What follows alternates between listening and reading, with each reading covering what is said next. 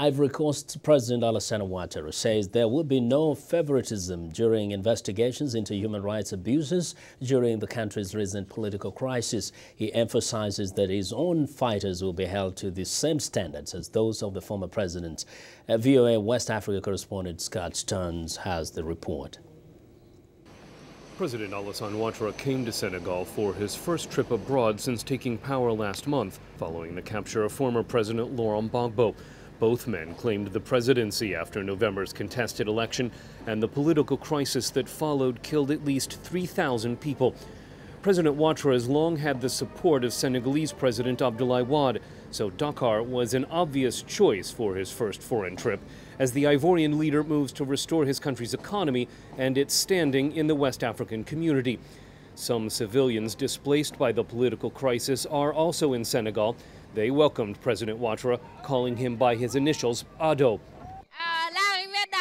Ado's arrival is a great joy for us because he lifted us from suffering. We weren't eating, we weren't sleeping, they were only killing us. So we ran away and took to the road through Mali and came to Senegal. President Ouattara and President Wade discussed the ongoing investigation into human rights abuses committed during the political crisis, including violence near the Liberian border, some of which is blamed on fighters who were backing Mr. Ouattara. He told reporters in Dakar that his supporters will be judged no differently than other Ivorians.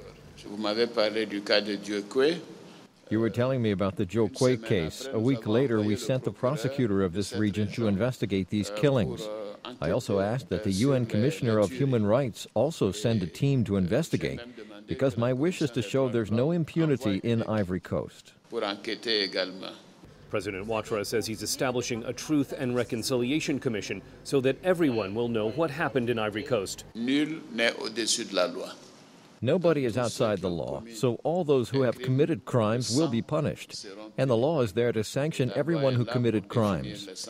I repeat what I was saying, that Ivory Coast wants to be a state governed by the rule of law, wants to be exemplary, without exception.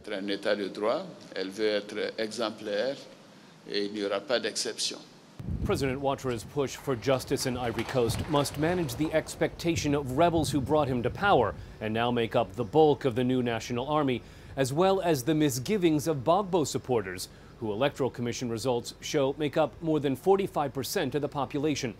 Scott Stearns, VOA News, Dakar.